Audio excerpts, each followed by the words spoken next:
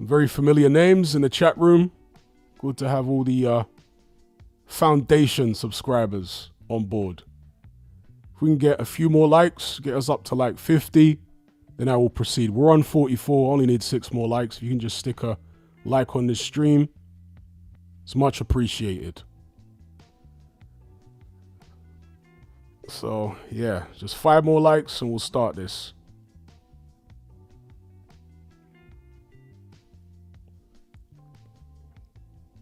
There we go. All right. So we got a lot to discuss in today's stream, a lot, because we've obviously had the weigh-ins. We've had the situation with Martin Bakole. There's lots of pictures flying around and speculation about how much he's going to weigh. Is he really going to have a chance in this fight, given the short notice and what have you? We'll discuss it all, okay? So let's start off with going through the fights from the bottom of the bill to the top. There are some minor fights on there, which we're not even going to bother talking about in this stream. But I'm going to stick to the main fights on the card. So starting off with Joshua Buatsi versus Callum Smith. And as we go through, I'm going to give you guys my predictions. I have, I think, given predictions for all these fights before, somewhere or another on my channel. If not in a video, then on the community tab on my channel page. So Joshua Buatsi versus Callum Smith. Both guys made weight, obviously. And the weigh-ins that were streamed live were ceremonial weigh-ins for the most part. The heavyweight weigh-ins might have been real because heavyweights don't have to make a particular weight. But the other weigh-ins that were not heavyweight fights, they were ceremonial. The real weigh-ins took place earlier on in the day, okay? So for Joshua Buatsi against Callum Smith, Buatsi weighed in bang on the light heavyweight limit of 100 excuse me, if I got this right, Joshua Buatsi I think weighed in bang on 175 pounds. I might have got that wrong. It was either 174 or 175. I think it was bang on the 175 limit. Callum Smith weighed in at 174.1, so about a pound under the limit. I'm going for Joshua Buatsi to win this fight. We did discuss this yesterday. My reasoning is that I think that Callum Smith is really susceptible to being bullied. He was bullied by John Ryder. He was bullied by Canelo. And of course, he was bullied by Artur Beterbiev. I think that Buatsi is going to be the physically stronger man. And he's physically strong in general. I mean, when have you ever seen Joshua Buatsi get bullied in a fight? He's always the one doing the bullying. And even when he gets outboxed and hit with counters here or there, he manages to find a way to impose his will on his opponent. So I'm expecting the same here. I'm certainly not writing Callum Smith off because he's obviously a former world champion. He's fought at a high level. He's a good counter puncher and he can hit hard. So if Joshua Buatsi is caught slipping, if he loses concentration, then he could get hurt in there. So he's definitely got to be on his A game. But I do think he's going to be a bit too strong for Callum Smith. And Callum Smith, of course, looks big, as you can see from the screenshot. He's tall and whatnot. But bear in mind, he is coming up from 168 pounds. Joshua Buatsi has been at 175 his whole career. So he's a big light heavyweight, even though he isn't quite as tall as Callum Smith is. He's about 6'2". Callum Smith is about 6'4". So yeah, I got Joshua Buatsi in this one. And I'm going to say he wins the fight on points.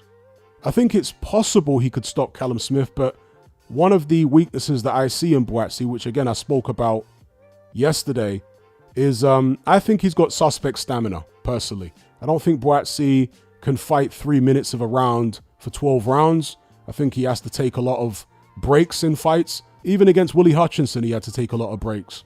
So yeah, I'm going to go for Buatsi on points in this one.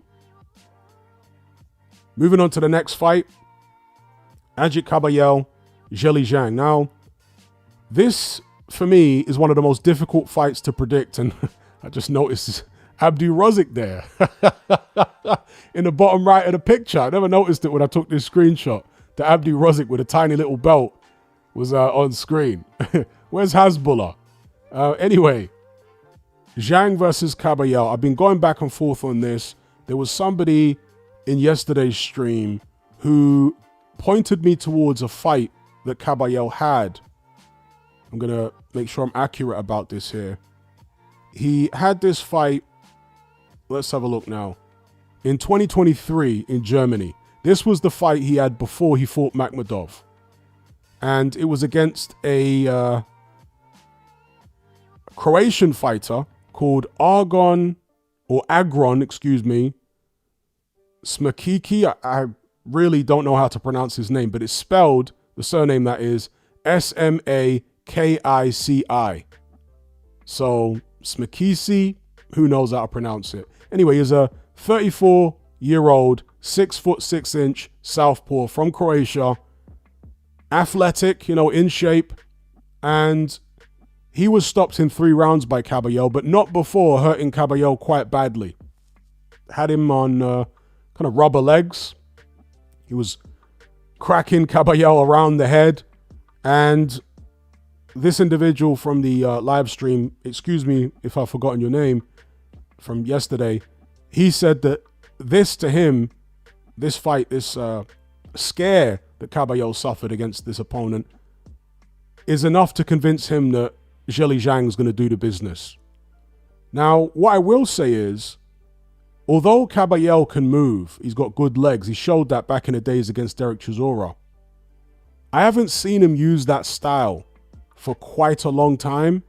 And this is one of the reasons that I'm thinking maybe I should change my prediction, because originally I was going to pick Caballero, but now I'm thinking maybe I should switch to Zhang, because I don't see Caballero beating Zhang boxing the way that he has over his past several fights, right?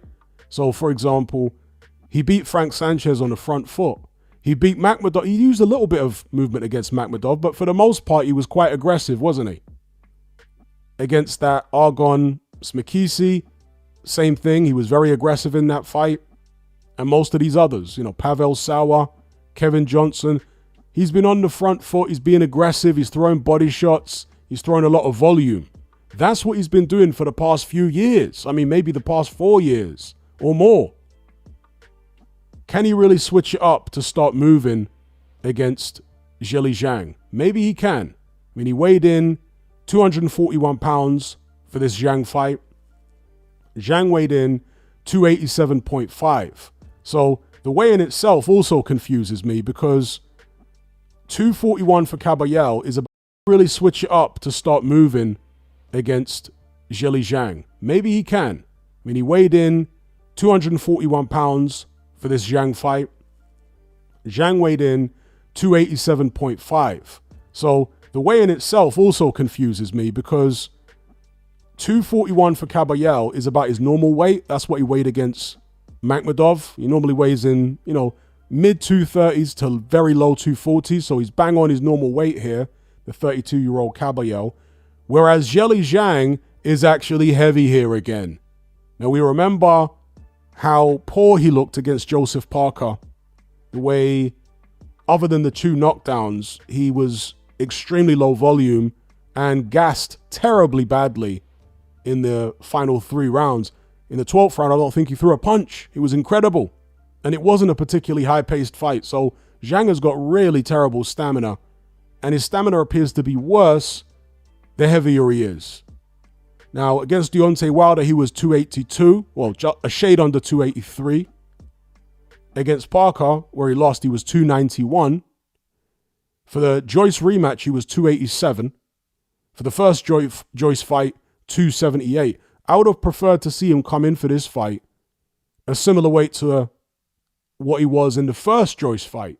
I think the lighter the better. I mean, not too light for Zhang, but I reckon around, the high 270s is a good weight for Zhang. But these days, he's not in the high 270s, is he? He's more likely in the high 280s. As I say, against Parker, 291. That was low 290s.